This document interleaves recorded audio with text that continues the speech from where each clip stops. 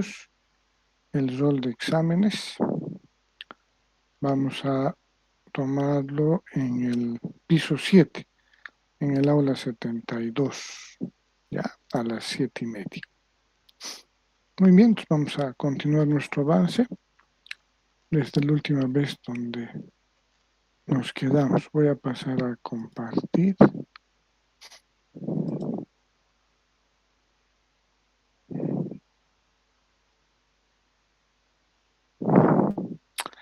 Muy bien, estamos haciendo un resumen histórico de la ciencia de la administración, ¿no? Eso estábamos revisando.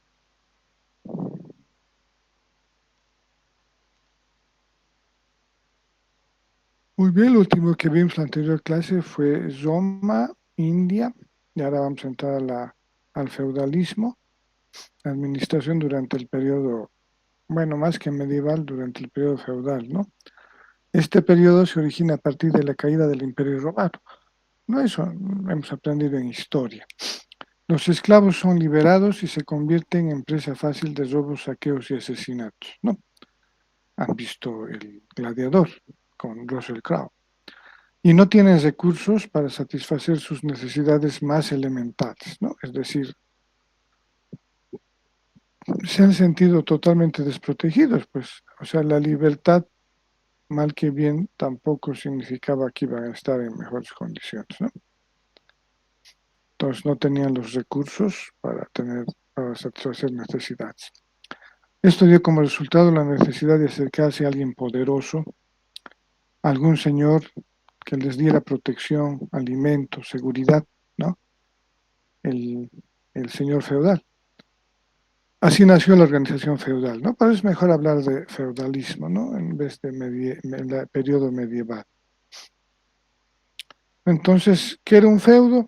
Era una porción grande de tierras que pertenecía a un señor feudal, dueño no solo de lo material que se encontraba dentro de su propiedad, sino también de la gente que vivía en él, ¿no? Y a partir de ahí, pues se genera lo que son las rancias bueno, no aristocracias, si quieres, sino las rancias monarquías, ¿no? Por eso España tiene vasallos, ¿no? Siervos, que son los ciudadanos españoles, igual que los belgas, ¿no?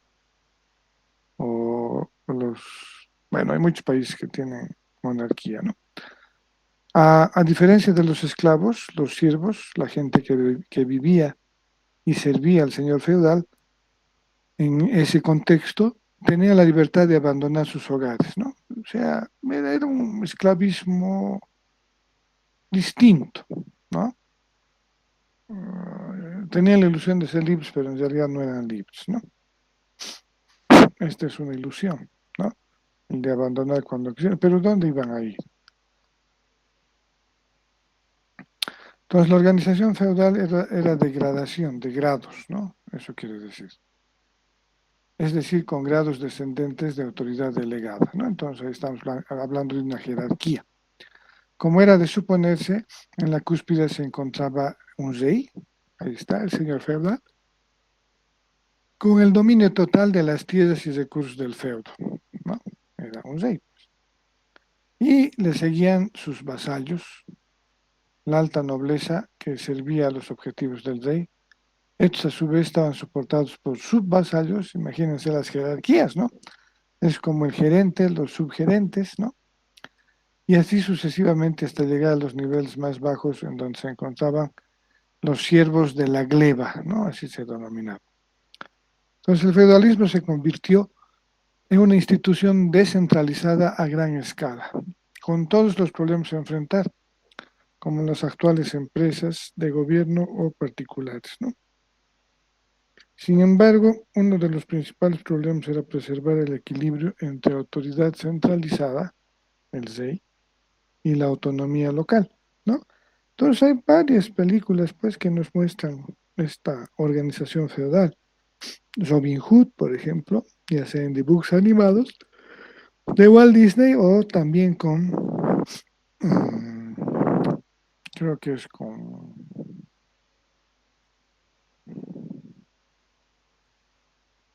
no me acuerdo el nombre de un actor, ¿no? Pero Se crea muy interesante esa división, ¿no? De la autoridad centralizada y la autonomía local. Ah, con Richard Gere, creo, sí, sí, ¿no? Ahí hablan, él es Robin. El delegante siempre tenía autoridad para recuperar lo delegado, bueno, en este caso el rey, ¿no? Y la delegación confería, pero no transmitía autoridad. Claro, delegaba nomás, ¿no? No le daba eh, grado. Alrededor del 900, fíjense, hace no mucho, ¿no? Estamos en el año 2026, ¿no? 900 a 1900 son 1000 años, a menos de 1000 años, ¿no? Alfarabi escribió sobre la administración de un reino, resaltó las características de un administrador contemporáneo y por primera vez se habló del perfil de un administrador, ¿no? ¿Cuál era ese perfil? ¿Qué virtud debería tener?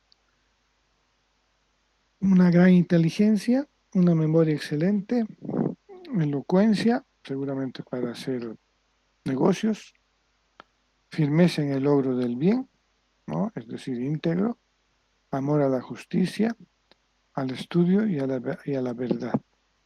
Tenía que ser, tenía que tener aversión por la perfidia, tenía que tener temperancia en la alimentación, en la bebida y los gozos, y además tenía que tener un desdén por la riqueza, ¿no? Bueno, esas son las virtudes de un administrador para ese tiempo, ¿no? 200 años después, o sea, en 1100, Ghazali estableció en su libro de consejos para los reyes o rey del mundo 4 rasgos que deben distinguirlos, ¿no? A un rey: la justicia, la inteligencia, la paciencia y la modestia. Años más tarde, en el 1494, aquí está Luca Paciolo, el padre de la contabilidad moderna, publicó un tratado en el que describió el sistema contable de partida doble, ¿no? Del debe y del haber. Es una eh, manera sistemática de registrar los gastos, ¿no? Y los ingresos. Y señaló algunas características para el uso del libro diario, el memorándum y el libro mayor, ¿no? El historiador moderno Frederick Ley escribió 2 libros singulares que permiten conocer algunas prácticas administrativas antiguas. El primero, Venetian Ships and Shipbuilders of the Renaissance, ¿no? Dice naves venecianas y constructores de barcos, ¿no? Del Renacimiento. Es una historia de la industria naviera veneciana. Andrea Barbarigo, Mercantes de Venecia, es una biografía de un antiguo negociante. Ambos son una ventana para conocer en forma analítica del estado avanzado del comercio y la industria en Italia de los siglos XIV hasta el XVI, ¿no? Entonces, fíjense, la administración está ligada a lo que denominamos una función económica, es el comercio, ¿no? También de distribución o de intercambio. En 1426, el caso del Arsenal de Venecia fue un ejemplo y estudio obligatorio en los tópicos de negocios, ¿no? Ya que se mostró una gran habilidad en el control de su contabilidad. Se eligieron supervisores para administrar, para registrar personalmente el uso de estas partidas. Se contrataron tenedores de libros y se llevó una cuenta estricta de las monedas, materiales y hombres, ¿no? Es decir, se está haciendo un inventario, ¿no? De los recursos de los que disponemos. También se utilizó en forma temprana una contabilidad de costos. Todas las cuentas fueron consideradas en 2 diarios y un mayor, y además se han reconocido 3 tipos de gastos, ¿no? Los gastos fijos, los gastos variables y los gastos extraordinarios. Posteriormente, a fines del siglo XVI, encontramos a 2 grandes exponentes, Tomás Moro y Nicolás Maquiavelo, ¿no? Tomás Moro escribe Utopía, un intento literario para crear un estado ideal, por eso se llama utopía, un estado teórico simplemente, con el propósito de corregir los abusos e injusticias administrativos de la Inglaterra y la Europa de esos días, ¿no? Principalmente los abusos de la monarquía y el clero. Era un hombre verdaderamente noble que finalmente fue a su muerte porque no pudo reconciliar sus principios con los deseos de su rey, ¿no? No es el poder de la época. culpó de los males económicos de Inglaterra a la mala administración de la clase noble existente, ¿no? Entonces aquí se está hablando de administración también. En ese libro, Utopía, de Tomás Moro, las ocupaciones son caracterizadas por los principios de especialización del trabajo y máxima utilización de la fuerza laboral, ¿no? Entonces, aquí también hablamos de administración, ¿no? Y ya está poniendo una categoría, mala administración. Nicolás Maquiavelo, filósofo y observador de los asuntos del Estado, contempló al mundo con realismo práctico. Escribió dos grandes obras, ¿no? Su más conocida es El Príncipe y su otra obra, Discursos. Los principios de poder y mando en los que se ocupó son aplicables a casi todo esfuerzo organizado, ¿no? Aquí está. Estamos hablando aquí de organización. Reiteró la tesis de que la estancia de cualquier gobierno, ya sea democrático o tirano, depende del apoyo de las masas. Los príncipes pueden heredar o pueden usurpar el poder, pero para tener o ganar un control firme del Estado, de algún modo deben ganar la aprobación del pueblo, ¿no? Entonces debe ser por la democracia, no por la tiranía. Así estableció el conocimiento de que la autoridad fluye de abajo hacia arriba y no al contrario, ¿no? No de arriba hacia abajo. Esa es tiranía, ¿no? Democracia es de abajo hacia arriba. Tiene su tesis del siglo XX, ¿no? En el aspecto del liderazgo, reconoció dos clases de líderes, Nicolás Maquiavelo, el líder natural y el líder o innato, y el que se va formando a partir de distintas técnicas, ¿no? O sea, el que nace y el que se hace. Ese siempre ha sido un motivo de discusión. Ahora, un líder, no sabemos si ha nacido o se ha hecho o se ha formado, debe inspirar a su pueblo hacia la búsqueda de metas más elevadas, intentar elevar su moral, escuchar e incentivar a aquellas personas que puedan mejorar su ciudad, adaptarse a los signos de los tiempos, diferenciar a sus verdaderos subordinados de aquellos que solo persiguen sus beneficios y usarlos para su ventaja. Entonces, son los rasgos principales de un líder, ¿no? Antes de los inicios de la revolución industrial,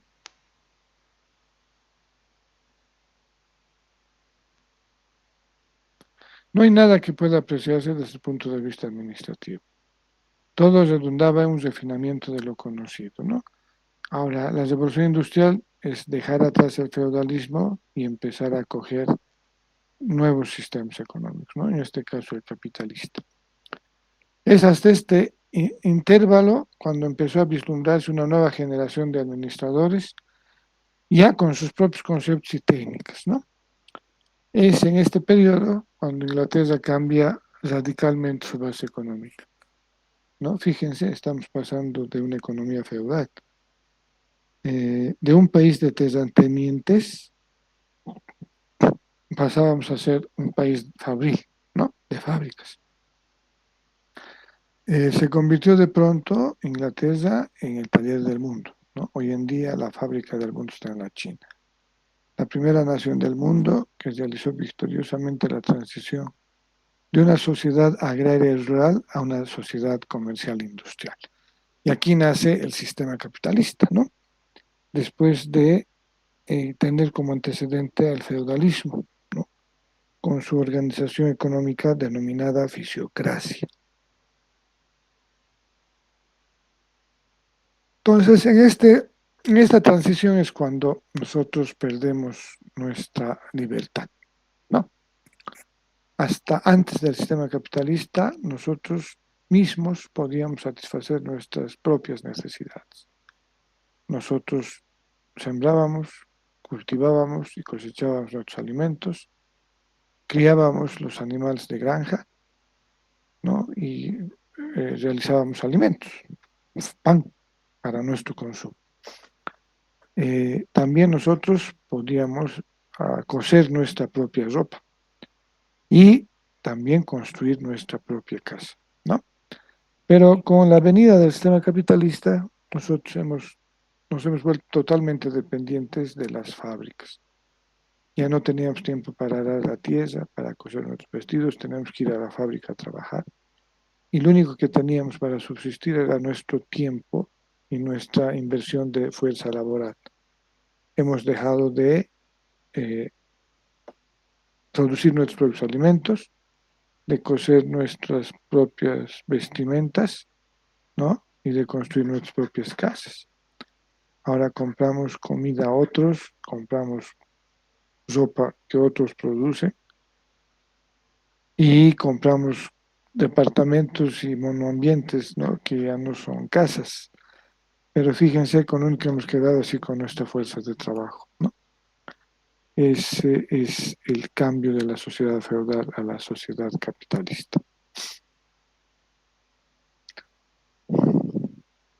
En este escenario jugaron un papel muy importante dos sistemas de producción, dice, el doméstico de producción y el fabril, ambos polos opuestos, ¿no? El primero representó la forma conservadora por falta de inversión de capital o dispersión de las personas en las comunidades. Además, el primero, el doméstico, era de subsistencia, ¿no?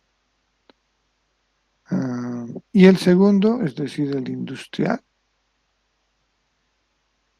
o el fabril, fue la antesala del sistema actual que conocemos, porque nació con la aparición de las nuevas tecnologías y las factorías, ¿no? Las fábricas. Más tarde evolucionó con el desarrollo de las industrias y del capital financiero, ¿no? Ahí empieza a tener preponderancia el capital y no el trabajo. En esta época destacan los conceptos de mejoramiento en el control de materiales, es decir, cero desperdicio, darle siempre utilidad a un recurso, y la preocupación por algunos índices de control de calidad, ¿no? Estandarización de procesos y que los productos sean siempre homogéneos en calidad, ¿no? Y el aspecto financiero fue una de las prácticas administrativas más favorables, ¿no? Hacer cuentas. Asimismo, el sistema se caracterizó por el control estricto y una organización militar, ¿no? Entonces aquí está la revolución industrial en 1800, la revolución industrial en el año 2026, ¿no? Entonces aquí tenemos autores, Adam Smith, el padre de la teoría económica moderna, James Stewart, esa es una W por si acaso, Richard Arkwright y Robert Owen, son algunos hombres destacados, ¿no? En la transición de este periodo. Asimismo, como instituciones como la Fundación Soho en Gran Bretaña y la New Lanark en Escocia tuvieron relevancia, ¿no? Pues aquí vamos a ver sus enfoques. Entonces, ahora vamos a ver un cuadro para conocer las propuestas generales de los iniciadores de estas corrientes, ¿no? Entonces, la Escuela de Administración Científica fue iniciada por Frederick Taylor. Se le considera como el padre de la administración científica. Entre sus inventos cuenta una herramienta de alta velocidad para cortar acero. Ha investigado también la administración, cómo mejorar los resultados de las actividades diarias de los operarios. Introdujo el sistema de incentivos de trabajo diferencial para motivar al personal, ¿no? O sea, motivar. Postuló una revolución mental del trabajador y la gerencia, ¿no?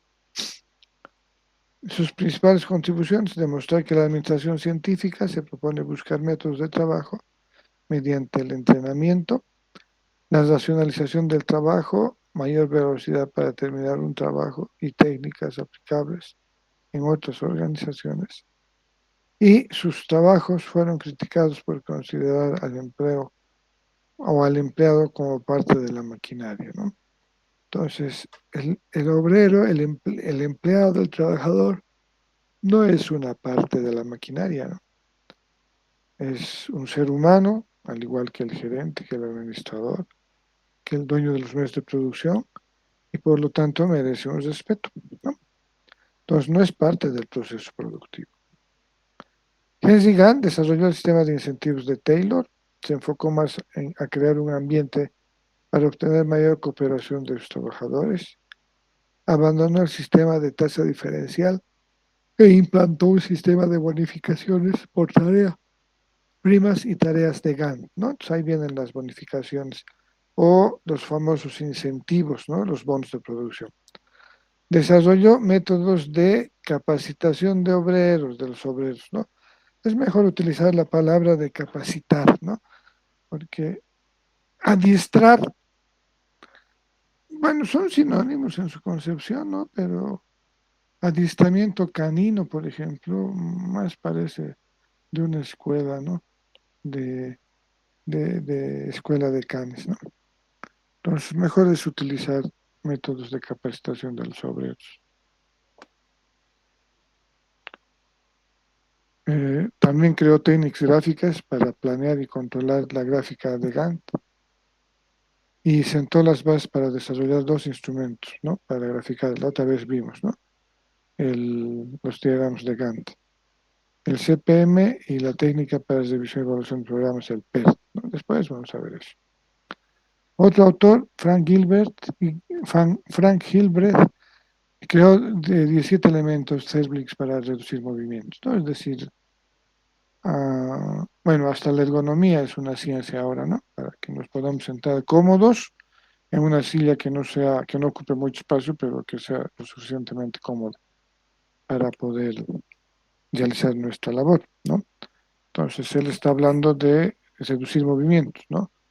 En la farmacia, por ejemplo, ¿no? Los pasillos donde están ubicados los anaqueles, donde están, eh, donde se ordenan o se apilan los medicamentos, tienen que tener un tamaño, ¿no? Unos espacios lo suficientemente cómodos para que el personal pueda acceder a realizar su trabajo. Y lo mismo sucede con los espacios en los laboratorios de análisis clínico, ¿no? Hay que saber dónde poner el equipo, los reactivos para emergencias en caso de alguna crisis, la ducha, por ejemplo, ¿no? Etcétera. Entonces, a eso se refiere, ¿no? Y principalmente que el menor tiempo posible y los menores movimientos, ¿no? Hay empresas que llegan al extremo, ¿no? Por ejemplo, Nike cronometra cuánto tiempo tiene que demorar un obrero en fabricar un zapato, si es que no está especializado en la línea de montaje, ¿no? Entonces, también los bancos utilizan pues ese control de tiempos cuando un cajero atiende al público, ¿no? Y han debido ver, ¿no? En este último tiempo piden los cajeros que también les califiquemos la atención, ¿no? Hay un control feroz, ¿no? Y obviamente es reducir los tiempos, ¿no? Seguramente es un buen cajero aquel que atiende más clientes en el mismo tiempo que otros, ¿no? Desarrolló un esquema de proceso, diagramas de flujo, ¿no? O sea, está analizando las labores y los movimientos para plasmar actividades completas, ¿no? El inicio y el final. Él junto a su esposa combinaron la psicología con la ingeniería, han relacionado fatiga con movimiento, evidentemente, ¿no? Los trabajos a veces pueden ser, si son muy repetitivos, pueden ser abusidos y pueden causar estrés en los trabajadores, ¿no?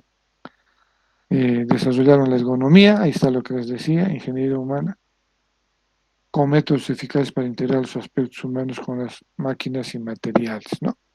Entonces, cuando ustedes, por ejemplo, están viendo, bueno, si ahorita están con una computadora portátil, es un diseño fundamental, ¿no? La computadora que tienen, ¿no? Las teclas, por ejemplo, tienen que tener el tamaño ideal para que ustedes puedan presionar, sin importar si sus dedos sean gruesos o delgados, ¿no? Tienen que, tienen un estándar, ¿no? El teclado, la pantalla tiene un tamaño estándar también, ¿no? 15 pulgadas, 17 pulgadas, etcétera. Su ratón, por ejemplo, ¿no? Tiene que ser cómodo para utilizarlo y para que no les genere dolor en la muñeca. Han inventado, creo, o han creado, han diseñado, mejor dicho, un ratón vertical, ¿no? No sé cómo será, yo estoy más acostumbrado al tradicional. Eso se llama ergonomía, ¿no? El escritorio tiene que tener la altura perfecta, nuestra vista tiene que estar mirando la pantalla, ¿no?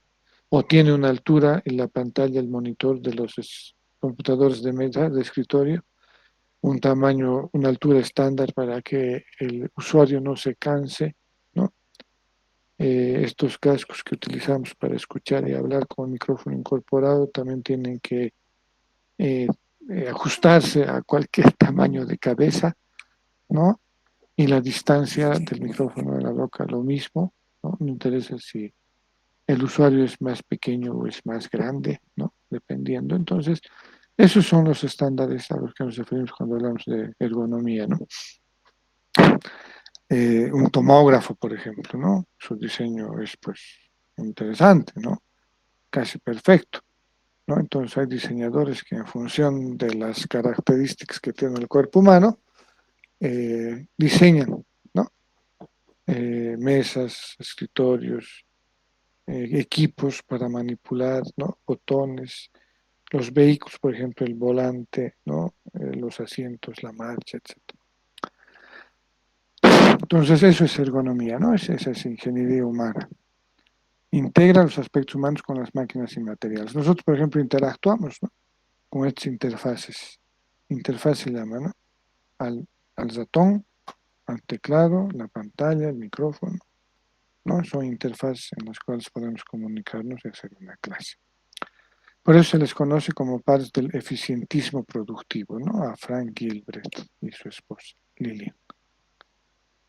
Henry Ford también desarrolló un modelo de automóvil con piezas autocambiables estandarizadas, ¿no? Él, por ejemplo, debió crear la noción de repuesto, ¿no? Cuando algo ya no, bueno, se va desgastando por el uso. Fundamentó su práctica en tres principios básicos: la intensificación, la economicidad, ¿ya? Que quiere decir ser eficiente y eficaz, y la productividad, ¿no? En el menor tiempo, la mayor cantidad de productos. Entonces, ahí tenemos, pues, hasta Burger King utiliza el modelo Henry Ford, ¿no? Para hacer su, para hacer su, mm, para vender su hamburguesa, ¿no? Han debido ver, se han entrado a ver cómo se produce el Burger King. Um, Bueno, también hay una línea de montaje, ¿no? Se abre el pan y hay un proceso estandarizado que seguramente el supervisor de área les enseña a los obreros, a los que van a armar la hamburguesa, y deben poner, ¿no? La carne, el queso, el- la lechuga, el pepinillo, el tomate, una salsa, cerrar el pan, calentarlo, sacarlo, empaquetarlo y entregarlo, ¿no? Son movimientos, fíjense, ¿no? Utiliza lo de Hilbert, ¿no? Aquí está, para reducir movimientos y nos da una hamburguesa, ¿no? Lo mismo pasaba con un vehículo, pues. Muchas empresas han estandarizado los movimientos, su relación, ¿no? Entonces, ha fundamentado su práctica en estos tres principios, ¿no? Utiliza un sistema de integración vertical y horizontal, crea una línea de montaje, la famosa producción en serie, a eso se refiere, ¿no? Casi todas las empresas automotrices utilizan el modelo Henry Ford, ¿no? Su línea de montaje. Claro que ahora ya no están siendo operadas muchas por personal humano, ¿no? Por mano de obra humana, sino por robots, principalmente en la China, ¿no? En el área de mercadeo implantó la asistencia técnica, el sistema de concesiones y una política de precios, ¿no? Ahí está haciendo marketing ya. Cuando hablamos de mercadeo, hablamos de marketing. En la corriente clásica,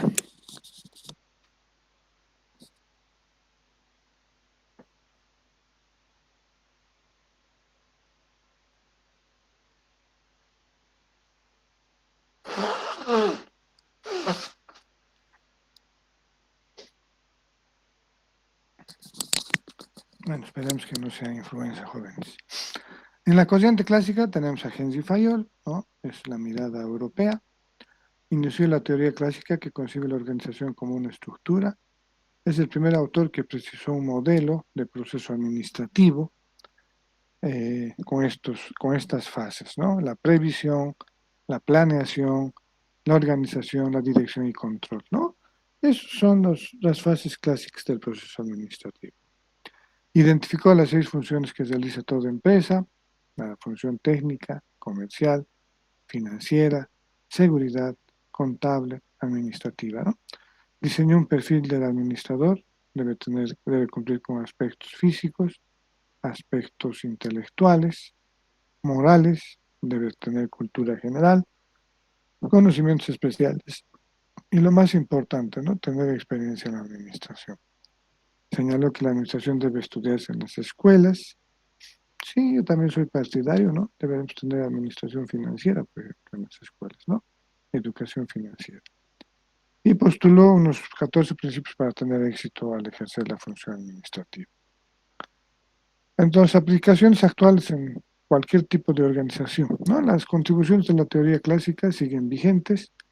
Un gerente o un administrador debe saber planear, organizar, dirigir, controlar y retroalimentar, ¿no? Eso yo siempre aumento. Hay que hacer una reflexión de todas esas fases del proceso administrativo para evaluar al final si el objetivo se ha logrado o si hemos alcanzado la meta, ¿no? Los aciertos y errores de estos clásicos nos permiten analizar y criticar sus teorías. La administración se va nutriendo de la experiencia. Sin embargo, esta corriente permite vislumbrar un panorama general y de fácil entendimiento acerca de la administración, ¿no? Entonces, la base de los autores contemporáneos siguen siendo las teorías clásicas. Claro, hasta ahora nosotros tenemos estas fases del proceso administrativo, ¿no?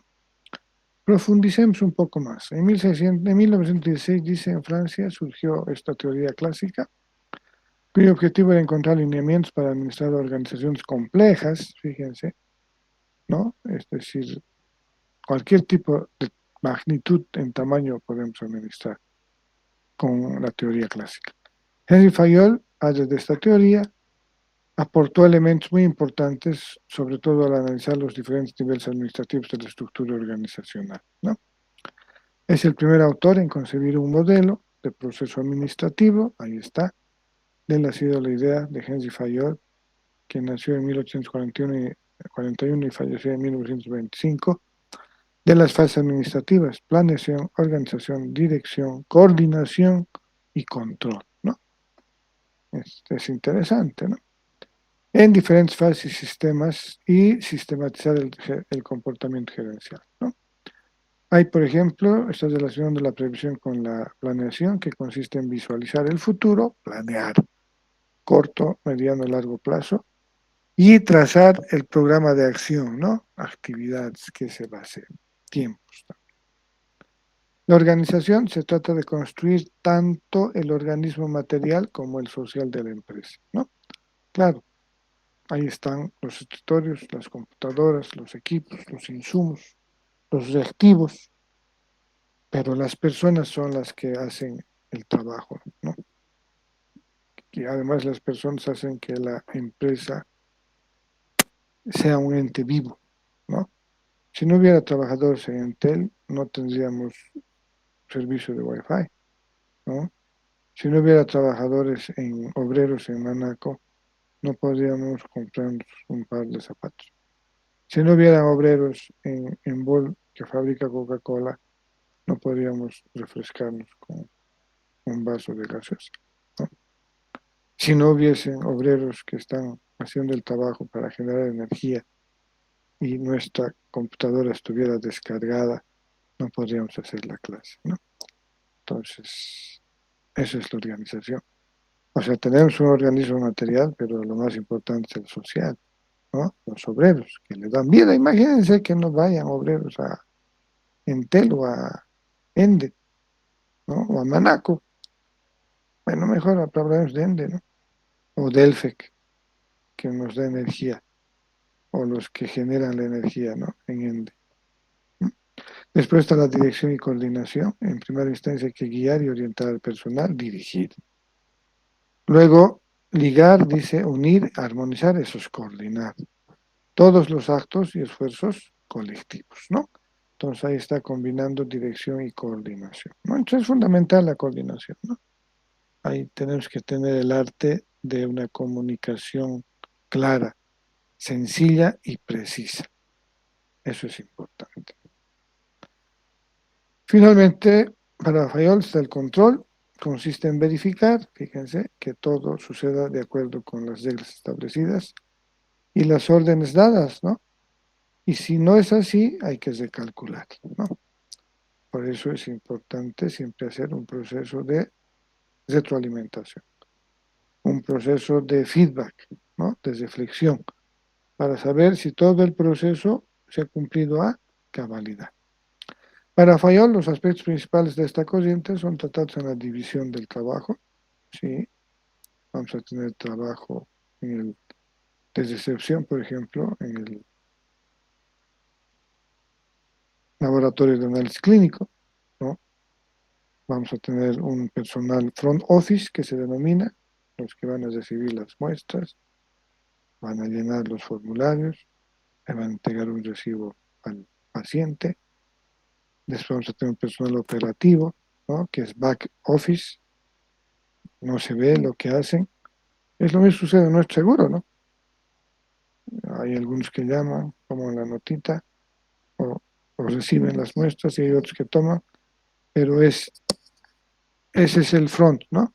Sacar la muestra. El back office es hacer el análisis de las muestras con los equipos. Eso el cliente no ve, por ejemplo, ¿no? Entonces es el back office, ¿no? Que se dice. O sea, front office es face to face con el cliente, back office es lo que se hace tras bambalinas. Entonces, es así como se organiza el trabajo, ¿no? Entonces, ahí entra la división de trabajo.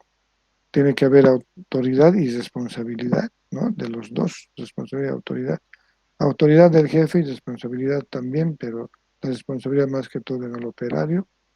Tiene que haber unidad de mando, ¿no? Es vertical, hay una cabeza, que es el último superior escalón donde debe subir un problema, ¿no? Los problemas que aparezcan deben ir de solucionarse en ese nivel donde se han producido, ¿no? No hay que dejar que escale más arriba, porque eso está demostrando que el subgerente, el supervisor, no está haciendo su trabajo, ¿no? Por eso habla de esa unidad de mando, unidad de dirección, centralización y jerarquía o cadena escalar, ¿no? O cadena de mando, como dicen en el ejército. Entonces es importante, ¿no? Esa autoridad, esa jerarquía. Asimismo, destaca el concepto de universalidad de la administración, que concibe como actividad común, la cual debe llevarse a cabo en todas las organizaciones, sin importar su tamaño, su actividad o país en que se encuentre, ¿no? Hasta en la familia nosotros administramos recursos jóvenes, ¿no? Siempre hemos hecho administración. Además, identifica las funciones que realiza toda empresa. Son funciones técnicas, funciones comerciales, funciones financieras, de seguridad, contables y al final administrativos, ¿no? Entonces ahí empieza a decir cuáles son las técnicas relacionadas con la producción de bienes o servicios de la empresa, es utilizar insumos, equipo y trabajo especializado. Comerciales de compra, venta, intercambio, pero generalmente posicionándose en un mercado, ¿no? Tenemos que nomás hacer publicidad. Podemos utilizar redes, que debe ser lo más barato, supongo, no sé. Utilizar canales tradicionales para publicitar nuestra farmacia, nuestro laboratorio de análisis clínico, ¿no? Hay que invertir nomás en publicidad, no hay otra. Vamos a manejar recursos financieros, enfocarse en la búsqueda y gerencia de capitales, ¿no? Además la eficiencia y eficacia. No solamente de dinero, ¿no? Sino también de herramientas y equipo, ¿no? Seguridad, protección y preservación de los bienes de las personas, su intimidad, código de ética y además un manejo salubre, ¿no? Con mucha sanidad, ¿no? No me acuerdo ahorita el nombre. Hay que esterilizar los lugares de trabajo, ¿no? Siempre, libres de todo riesgo. Contables, inventarios, registros, balance, costos, estadísticas, estados financieros, ¿no? Seguramente nosotros si crecemos, vamos a utilizar o vamos a contratar un contador, que bien sea, ¿no? Porque hay que llevar el inventario de los insumos, de los reactivos, ¿no? Muchos tienen fecha de expiración, entonces tenemos que llevar un sistema de contabilidad, primeros en entrar, primeros en salir, ¿no? No pueden ser últimos en entrar y primeros en salir, ¿no? O sea, tenemos que controlar, ¿no? A eso se trata. Es registrar balance, costos, planilla de sueldos, facturas, ¿no? Pago de impuestos, etcétera. Administrativas relacionadas con la integración de las otras 5 funciones, ¿no? Es decir, yo siempre comparo con un director de orquesta, ¿no? A un administrador, un gerente general. Entonces él va a dirigir que todo lo demás marche al compás. Además, Fayol diseñó un perfil de administrador. Debe poseer cualidades físicas, intelectuales, morales, cultura general, conocimientos especiales y experiencia. Bueno, ya vimos, ¿no? En el resumen del cuadrito verde. Y argumentó que la administración debe estudiarse en las escuelas y estaba convencido de que esto beneficiaría a los individuos, a las empresas, al gobierno, ¿no? Lo más conocido de su obra son esos 14 principios para tener éxito en la función administrativa, aunque siempre sostuvo que su aplicación es asunto de medidas. Y como todas las técnicas deben aplicarse en una entidad, pueden ser flexibles, sí, además estos tiempos exigen, ¿no? Que esas normas sean flexibles, ¿no? Ya no es, no sé, ¿no? Yo a veces soy partidario de lo rígido, como en el ejército, ¿no? Me gusta a mí, bueno, tal vez así porque en esa escuela yo me he formado, ¿no? En ese estilo, en esa universidad de esa época, que todo marche como reloj, ¿no? Pero también los eventos fortuitos, los sucesos, eh, son de ocurrencia cuando uno menos lo espera, ¿no? Entonces hay que tomar a veces decisiones sobre la marcha. Entonces sí, tenemos que tener nomás esa capacidad de flexibilidad, ¿no? De solucionar algo fortuito, ¿ya? Principios para tener éxito en la función administrativa, la división del trabajo, consiste en la especialización de las tareas. Cuanto más se especialicen las personas, mejor desempeñarán su función, ¿no? Depende cuánto de mano de obra o de tecnología utilizamos. Autoridad y responsabilidad. No se puede concebir la responsabilidad sin que se otorgue una autoridad. Hay jerarquía, un gerente, un jefe, un supervisor.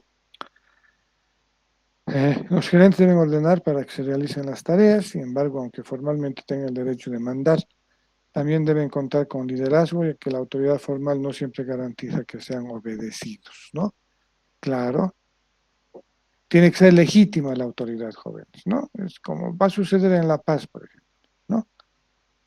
Por la ventana ha entrado el gobernador, ¿no? No han permitido que haya segunda vuelta, entonces, según la ley electoral, él es gobernador, pero no tiene legitimidad, ¿no?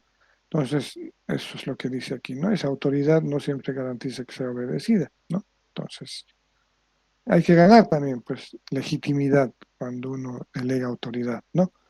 Muchas veces cuando el gerente, por ejemplo, de un área o de un emprendimiento se jubila o de una empresa,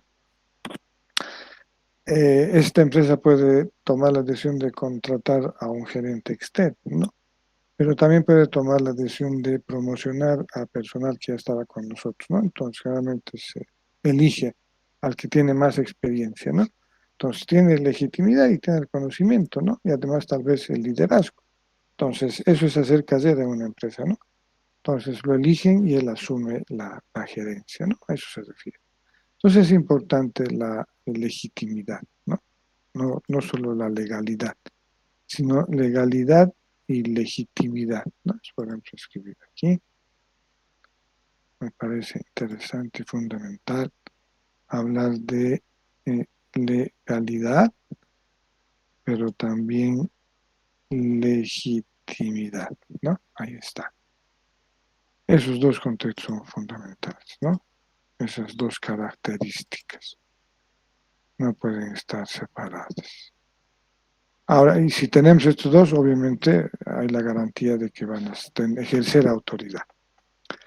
Disciplina, todos los miembros de la organización deben conducirse bajo ciertas reglas y convenios establecidos en la organización de manera equitativa, ¿no? No solamente justa, sino también equitativa. Y aquí viene por qué equitativo, ¿no? Se debe recompensar, ¿no?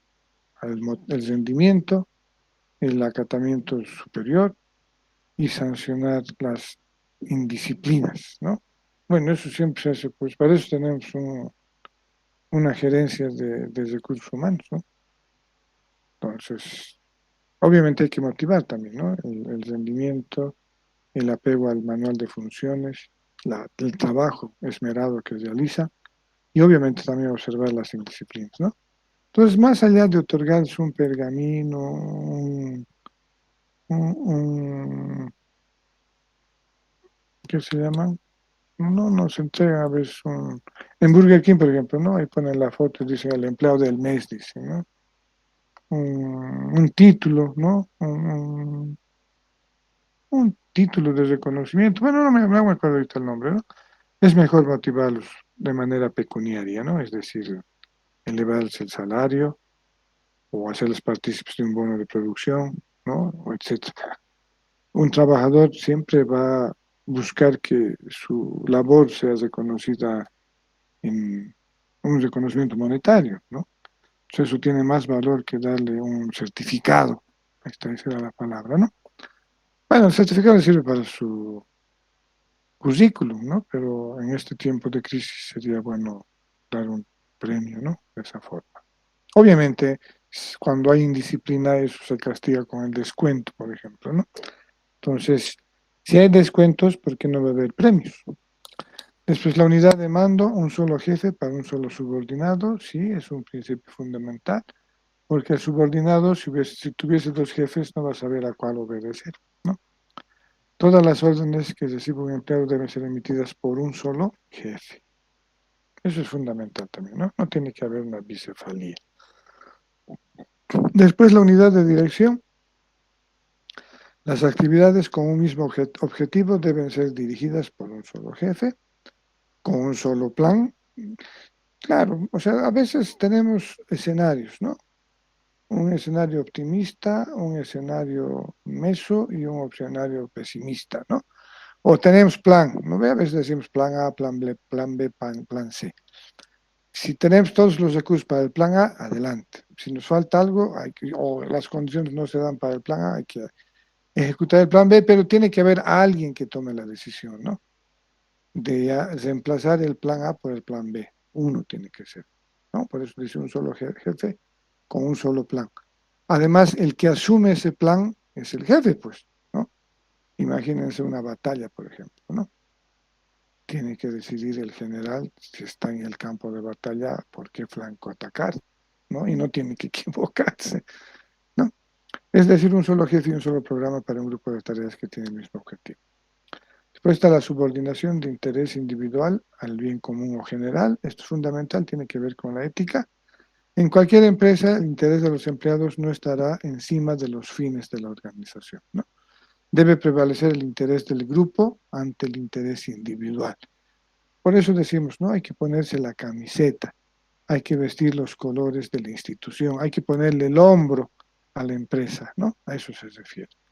Claro, nosotros tenemos nuestra personalidad, pero cuando entramos a trabajar a un ámbito, nosotros asumimos la personalidad del lugar de trabajo, ¿no? Ustedes, por ejemplo, van a ver cómo es la personalidad de los trabajadores de Entel, que es muy diferente a los trabajadores de Tigo y muy diferente a los trabajadores de Viva, ¿no? Inclusive por grupo etario, ¿no? En el de Tigo creo que son más jóvenes, en el de Viva están nomás en intermedio y en el de Entel son más maduros, ¿no? Por decir algo, ¿no? Entonces uno asume pues la personalidad del lugar donde trabajamos. Aquí está lo que les decía, justa remuneración, en lo posible la compensación por el trabajo será equitativa, tanto para los empleados como para los jefes. Según Fayol, los salarios deben ser por jornada de tiempo, tarifas por tarea, trabajo o destajo, ¿no? Jornal se llama eso aquí. según los puestos, ¿no? Y liquidados con bonos o sea, justas de remuneración, dice, ¿no? Hay que motivar con la participación de las utilidades en especie, etcétera, ¿no? Entonces, son formas de motivar y de incentivar a la actividad y el trabajo de los empleados y de los obreros en los centros laborales, ¿no? Entonces aquí tenemos, y es fundamental eso, ¿no? Es para mantener, pues, en forma, podríamos decir, al trabajador. Después, centralización versus descentralización. La responsabilidad total y final es de los gerentes. El gerente general es la máxima autoridad ejecutiva, la MAE. La Universidad Mayor de San Simón, por ejemplo, es el rector. En la Univalles debe ser, pues, el presidente del directorio, ¿no? O la familia, el papá dueño de la universidad, ¿no? No sabemos. Pero también necesitan dar a sus subordinados autoridad suficiente para que realicen adecuadamente sus tareas, ¿no? Siempre un justo equilibrio. Cuando es grande el emprendimiento hay que delegar, ¿no? No, siempre hay que delegar y hay que saber a quién delegar. Jerarquía, deben conocerse y respetarse los niveles de comunicación y autoridad para evitar conflictos, ¿no? Generalmente la línea de autoridad de una organización es representada por cuadros y líneas, que se llama organigrama, que pasa en orden de rangos desde la alta dirección hasta los niveles más bajos, ¿no? Entonces, los conflictos en el nivel que corresponde o donde se han generado tienen que resolverse, no pueden llegar hasta gerencia general, a no ser que sea un problema general. Orden, los materiales y personas estarán en el lugar, ¿no? Hay control y momento adecuados, deben contar con las herramientas, los servicios, los ambientes, ¿no? Imagínense exigir a un trabajador si su computadora no tiene Wi-Fi o se le ha arreglado el Wi-Fi, ¿no? O se le ha arruinado el Wi-Fi. Cada individuo debe ocupar el cargo o posición que desempeñe mejor. Para eso estamos en reclutamiento, tenemos un perfil de trabajo y ahí tienen que estar los mejores profesionales, ¿no? Los más expertos en resolver problemas. La equidad, los administradores deben ser justos con sus subordinados, ¿no? Pero justicia con equidad, ¿no? Porque justicia es todos por igual. Equidad es cada quien según su necesidad. Estabilidad del personal, fundamental para el compromiso de los trabajadores. A cada trabajador se le debe dar el tiempo necesario para desarrollarse y asimilar el aprendizaje y el dominio de su trabajo. No conviene a la empresa tener tanto índice de rotación de personal. Claro, es que la empresa invierte también en la capacitación del personal, ¿no?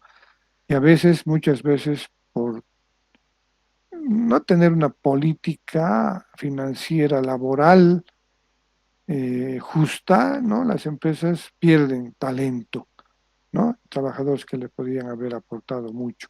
Entonces, lo primero que hay que hacer es darle estabilidad al trabajador, ¿no? Un trabajador que con estabilidad trabaja, pues, con más dedicación, ¿no? Porque va a cuidar su trabajo, ¿se dan cuenta?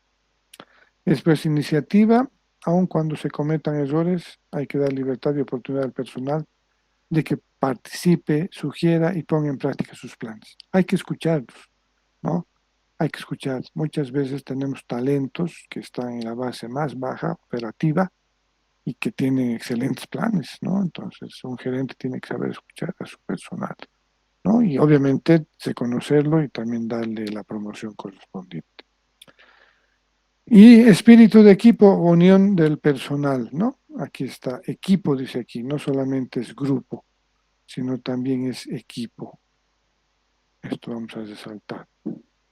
Entonces, ¿qué dice? Es promover la armonía y el espíritu de grupo entre el personal, ¿no? Eso es tener un equipo.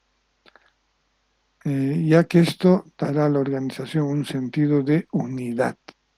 Fayol recomendaba, por ejemplo, el empleo de la comunicación verbal en lugar de la comunicación formal, ¿no? Claro, en el equipo está un gesto, ya nos comunica muchas cosas, ¿no? En lugar de la comunicación formal por escrito, siempre que fuera posible, ¿no? La unión hace la fuerza, la armonía y la unión del personal constituyen su fortaleza, ¿no? Sí, tenemos que tener un equipo por eso, ¿no? Aquí está. Eso es fundamental, ¿no? Por ejemplo, el PSG es un equipo, hay una jerarquía, hay una autoridad, es Luis Enrique, todos saben lo que tienen que hacer, ¿no? Y tenemos gestos, levantar la mano, una mirada, un guiño, para saber qué jugada hay que hacer. No necesitamos, ¿no? Tener otra forma de comunicación más que el que se desarrolla en el equipo, ¿no? Con esa sola mirada uno sabe lo que tiene que hacer, ¿no? Entonces eso es importante y eso es fundamental, alcanzar ese espíritu de equipo o unión del personal. Muy bien, jóvenes, entonces como repaso ya hemos visto rápidamente lo que es la administración científica y la teoría clásica, ¿no? Vamos a repetir aquí quizás autores, Taylor, pero ya hemos dado los elementos más básicos, ¿no? Además ya es tiempo. Entonces el día martes va a ser nuestro examen, primer parcial, a las 7:30 en la facultad, en nuestra facultad. ¿Alguna duda, pregunta? Somos bastantes y solamente estamos 20 en clase ahorita. ¿Alguien tiene alguna duda, pregunta para el día del examen? ¿Están al otro lado de la pantalla o están viendo novela o se han salido de la clase hasta de su casa? No sabemos. No, estamos aquí. Gracias, Yesenia, por responder. Muy bien, jóvenes, entonces aquí quedamos y el día martes con el trabajo que hemos realizado y breves repaso de algunos datos importantes. Vamos a tomar el examen de primer parcial.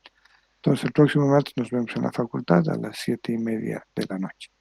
Que tengan un reparador descanso. Buenas noches, jóvenes.